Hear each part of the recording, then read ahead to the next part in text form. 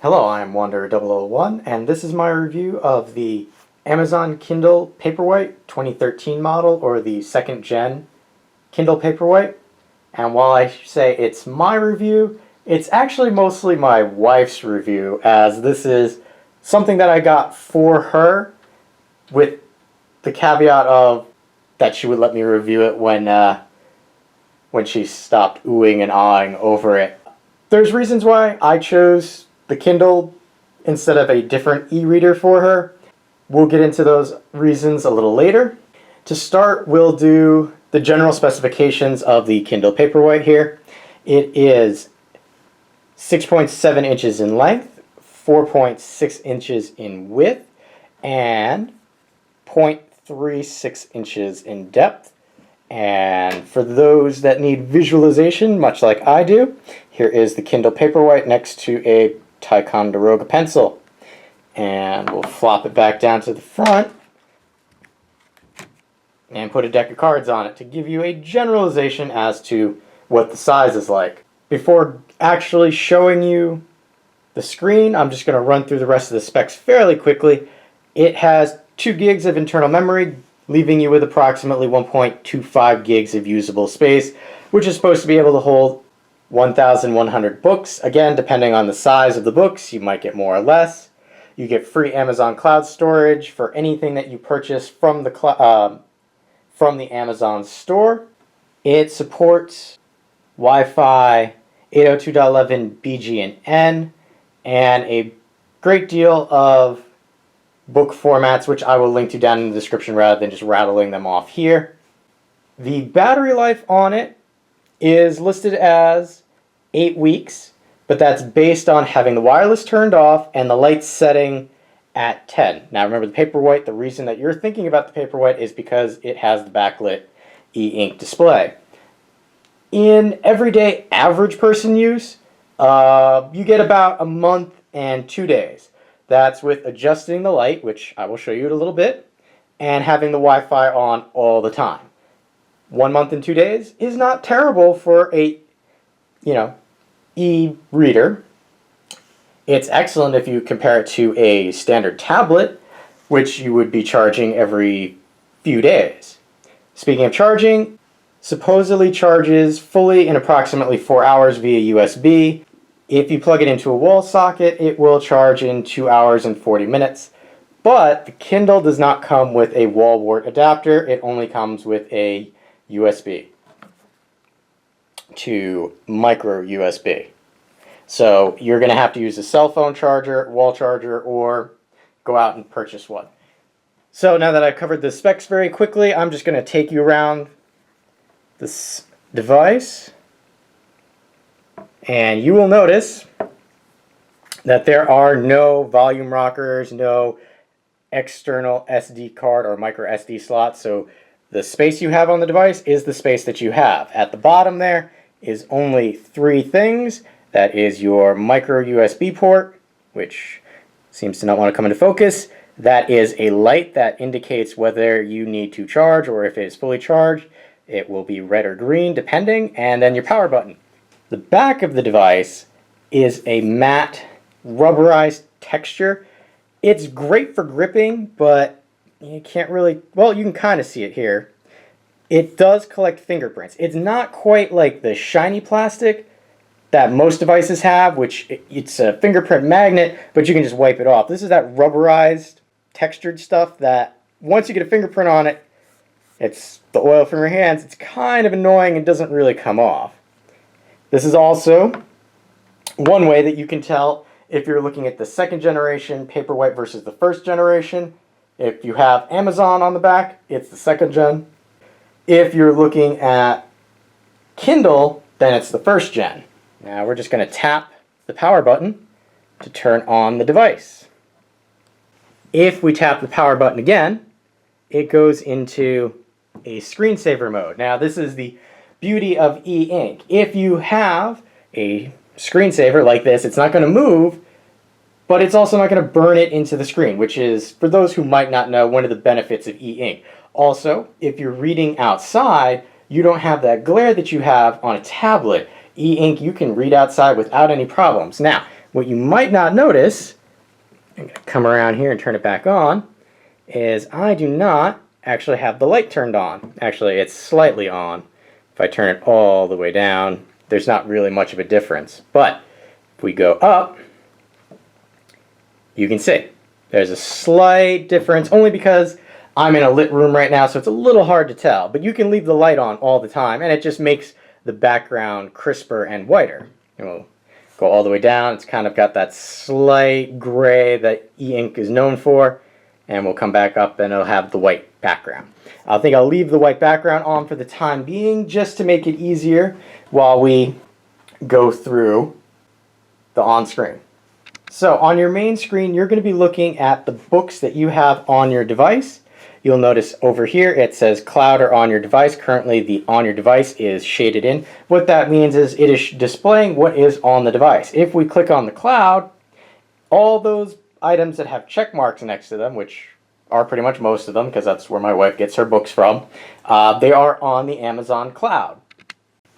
If you wanted to save space on your device, what you could do is go back to device, actually go to the cloud, and we'll click and hold. What that does is brings up information about the book, as well as at the bottom, remove from device. If we remove it from the device, we save space on the device and it goes back into the cloud, and we can download it at any time because we bought it, or in this case that particular item was not a purchase, it was free because it's an older book. Starting at the top, we will notice that it does say the user's name. In this case it says Wife's Kindle because it shipped with my name, which was a little weird, but when you order a Paperwhite, it's attached automatically to the account that it was purchased from. So this came with my name and already hooked up to my Amazon account. It did not have Wi-Fi connectivity at the time. I had to turn that on and type in password for my local network. Not a big deal. You have your time display up there. Part of the reason that I decided to go with the Paperwhite for my wife was the lending library. Recently, if you've seen my Amazon instant video review, the main reason I got a Prime account was for the lending library so that my wife could go through the lending library because she does like books quite a bit. Her opinion on the lending library, if you know the name of the book or author you're looking for, it's useful. If not, on the device, it's just really tricky to do, and she would not recommend it, and I'm going to take her word for it. So, stepping down, you have home button, back button, light, which we were doing before, purchasing, which brings you right to the Amazon store. We'll hit the home button so you see what that does. It brings you back to your home, which is your listing of the books. You've got search, so you can search for your items. You get keyboard down there. Now, the keyboard as well as the touchscreen is fairly responsive. However, remember, this is not like a capacitive touchscreen on your cell phone, so there is going to be a little bit of lag. Here you have the G, which is for good reads, so if you're a member of that, you can utilize that feature with the Kindle. My wife is not, so we don't have that. Go back home, and here we have the 3 standard bar or hamburger button. This is your options. This will change what you're looking at depending on the screen that you're on. On the main screen, you can shop the Kindle store, Kindle Free Time, Vocabulary Builder, Experimental Browser. We're going to be touching on this one later. This is the main reason that I went with this one over a different e-ink reader. Settings is just that, settings for the device. List view will change the pictorial background here to actually listing the titles rather than showing the books, so you save a little space and get a few more on the front page. Sync and check for items, as well as create new collection. Most people won't be using that. Sync and check for items, that's just what it sounds like. If you have books across several devices, you can sync them to a singular device. So, to show you some of the other features with this device, I will actually be clicking into one of these books. You can navigate through the screens by swiping, as you can see. There is a dictionary builder, which I will show you a little later. So she's been reading Game of Thrones. So using this as an example, as well as we'll use the Kindle Paperwhite user guide. If you notice, there are dots at the bottom of each of these selections. What that is, it indicates the amount of the book that you have finished. In this case, she's nowhere near finishing this one, and since I'm the tech guy in the household, I started reading the user guide, and, well, she wanted to play with it, so I stopped reading the user guide and just let her go nuts on the device. We're going to go into Game of Thrones right now, because this is why you want this device. You want to use this because it is a primary reading device. This is what it does. This is bread and butter. Here I can just explain some of the other differences between the 2013 model, or version 2, versus the 2012 model, version 1 of the Paperwhite. There is a processor upgrade in the 2013 model. So you're going to a 1 gigahertz processor versus the old 800 megahertz processor. It also has a slightly higher PPI, which is supposed to give you crisper blacks and texture. The LED is also better, which I will show you in a darker room later, but the old version, it had a slightly blue tint to it, even on the brightest setting, as well as the bottom here, you could kind of see a wave pattern in the display of the LED. So what we're looking at is a particular page in Game of Thrones. Here at the bottom, you will notice it says you have 2 minutes left in this chapter and you are 39% done with the book. That 2 minutes left in the chapter is based on the reading speed that my wife has been doing when she's been reading the book. Yours will vary depending on how you move. You can navigate in the book either by swiping, which I did not do right, so either by swiping or by tapping on either side. Now that also is a nice display of the transition. You'll notice that it does have a little transitioning there. There's not any really ghosting when you're in book mode, and you can set the refresh rate, which is that full black wipe later on, which I will show you. Alright, in book mode, if you touch the top, it will bring back the menu bar that you have, as well as extra options. So here you have your standard change the font size, change the text type, change the line spacing, change the margins. It's fairly standard, but it's kind of nice that they give you this option to change the layout. And we'll go back. So you've got your go-to, which will allow you to jump between chapters, show you any notes that you have on this particular book, and if you have any accounts attached to your book, you can show your notes, popular notes, as well as public notes on the book. Now the next item is X-ray mode, which is a feature offered by Amazon. Here you can see, based on people's names, how prominent they are in the book. So here you've got Theon Greyjoy. If you're familiar with the books or the HBO series, you know who he is. So that's his predominance on just the page that we're reading. If we change it to the chapter, it shows predominance of him, as well as anybody else's name who shows up in the chapter. And then you can switch to book. And as you can see, he changes further down because he's just not quite as prominent as some of the other people in the book. So we'll close that. And we will go to share. As you can see, you can give yourself a little note and either put it on Twitter or Facebook. My wife doesn't do that. She just reads because she enjoys reading. She doesn't really care if people know what she's reading. Here you have the bookmarking feature, which if you tap that, you can select bookmark, which will change that to a black bookmark icon. If you tap it again, you can hit the X and it will take away the bookmark. And if we tap anywhere on the page, the bookmark option goes away. Bookmark is a good feature. From what my wife tells me, if you keep going back and reading the same book, once you click in and out of it, it keeps your place. There have been occasions where she's gone to read another book and then gone back to like Game of Thrones, and it wasn't quite on the page that she wanted it to be on, so that's how come she uses the bookmarks. She says it's not a terrible thing, but it's a nice option to have. Now, as I said before, one of the main reasons that we decided to go with this e-reader versus another e-reader was the experimental browser. So for me, this was one of the key features why I got it for my wife. One of her guilty pleasures is fan fiction. If you're familiar with the website, you know what it's about. People writing fan fiction about their favorite characters. So I wanted something that could connect to the internet. Other e-readers didn't quite have that. Kindle does. Kindle Paperwhite does. So she can read fan fiction when she wants to if she doesn't want to read a book.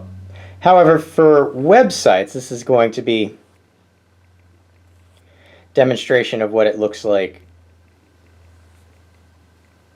skimming through websites. You will notice that it's slightly laggy as compared to skimming through a book. It also, if I can bring this up to the camera, and hopefully it will show it.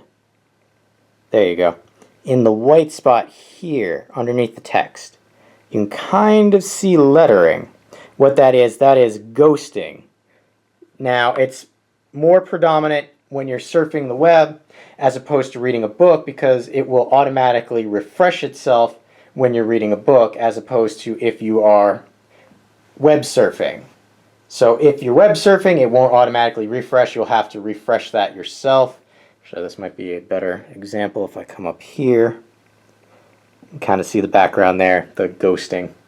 Now there is another benefit to having the experimental web browser on a e-ink reader. There are some people who are into manga, and there are some websites out there that let you read that. So what I'm going to do now is I'm going to show you what that looks like on the Kindle. So here's just a quick example of what a manga page from a website looks like. I just grabbed whatever was on the front page to demonstrate what it would look like, and we're going to go back. Now, as you might imagine, the load times when using the Kindle in that manner would be slightly slower than if you actually had gotten a manga from the Amazon store. Now, as I said before, this item up here changes based on where you are. So when you're in the experimental web browser, you still have Shop Kindle Store. You can go to article mode. You can show bookmarks. You can bookmark this page. You can select history, and you have a certain extent of browser settings that you can do. And we're going to go back home because that was a brief bit about the experimental browser. If you want me to cover more of that, just leave me a comment. What I forgot to mention, when in a book, as I said, the item here changes as well. So that's always going to be there because they want you to shop their store. You have your vocabulary builder settings, book description, about the author, landscape mode. What that does is it will allow you to change it to landscape. Now, because the Kindle does not have an accelerometer in it, you can't just shift it to change the landscape. And only books that support landscape mode will allow you to go into this mode. However, if you notice, if you're a righty and hold the book thusly, you don't have a lot to grip onto as much as if you were a lefty. If you don't mind holding it lefty, then you've got a lot to grip onto and can read this way. It also changes the position of where to get to the options. You can select portrait mode again, and it'll put you back to your standard mode.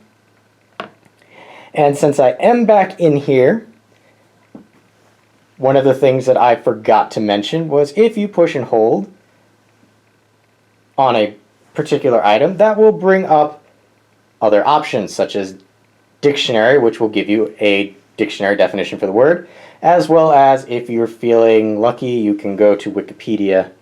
Wouldn't recommend it, but it's there. Likewise, if you select a character's name, it brings you straight into X-ray mode and a little information about the character, as well as, again, tap on Wikipedia. It will bring you information about that character.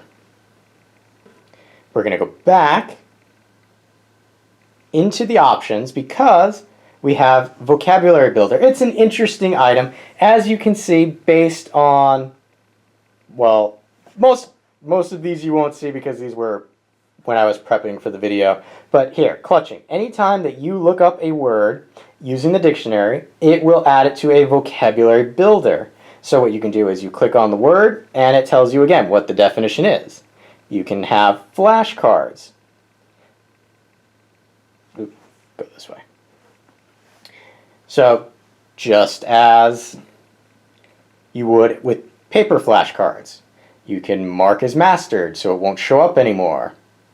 And we'll go back to the words.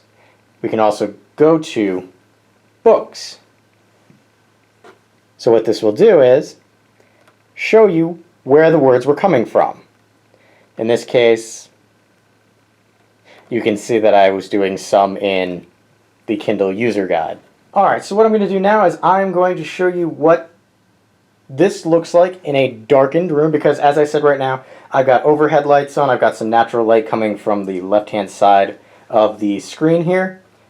So I'm going to show you what this looks like in a completely dark room. I'm going to adjust the light settings so you get an idea of what that looks like. And for me, this is the primary reason that I got this device. My wife likes to stay up reading, and I kind of don't like the lights being on, so I wanted the e-ink reader with the backlit. And because it's adjustable, you'll see. It can light up the room, or you can lower it down to the point where you don't really notice it. It's also not as harsh on your eyes as a tablet screen. So let me show you what that looks like now. Hopefully the camera does it justice, but this is the Paperwhite with the LEDs turned all the way up in a completely dark room. Generally how my wife would read while I'm sleeping, and in front of the Kindle we have Perry the platypus. Now I'll show you at half brightness and then no LEDs on at all. Here is what the room and Perry look like with half illumination. I changed my mind, so what I'll do is I'll step it down to the recommended LED lights, and then I'll have it down to maybe just 1 or 2, only because if the lights are off altogether, you're not going to see anything anyway. So within the recommended brightness settings for dark rooms, this is the top setting. You can see the screen, but you notice the room isn't illuminated and you can't see Perry in front of the Kindle anymore.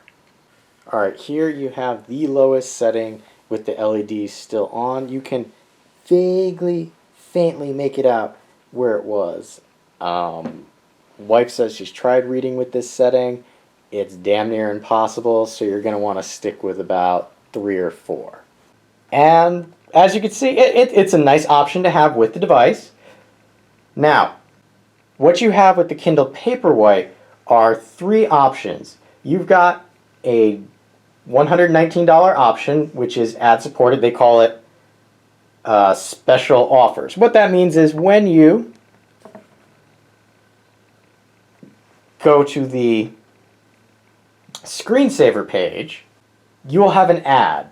It will be a book ad, so latest top 10, or something that Amazon feels that you're interested in based on your reading history. Now, as you can see, this screen is different than the first time I did it, because I will go back and click it on again. What you'll also notice is when it's in the screensaver mode, it turns off the backlight to save power. Part of the reason that I did not go with the special offers version and actually went for the $139 version, or the $140 if you're rounding up, so $20 more, to get rid of the special offers. When I was first looking at this, what's that book? The 50 Shades book was really popular, and anytime I would look at this in a store, that's what was popping up, and I did not think my wife would appreciate having an ad for 50 Shades every time she looked at the screen in the screensaver mode. So, spent the extra money, got the no offers. It's your choice. Save 20 bucks, have ads, or pay 20 bucks and see no ads. There is another option above the non-special offers, which has 3G included. I didn't really see the point in having that. If you're going to be reading books that are on the device or in the cloud, you're generally going to download them to the device before you go anywhere that would require you to have internet connectivity. So the expense for the 3G wasn't worth it for me. As it is right now, this works perfectly. So, again, this is a review of the Kindle Paperwhite 2013 model. I'll list the full specifications down in the description area. Likewise, if you have any questions or comments, leave them down in that area, and I will be sure to ask my wife to give me the answers so that I can share them with you, as this is one of the first items that, while I did utilize it before doing the review, this is not something that I use every day like some of the other items that I have. So if you feel I missed something, it's possible that I did. Let me know. I'll find out the answer for you. Again, this has been Wander001. Thanks for watching.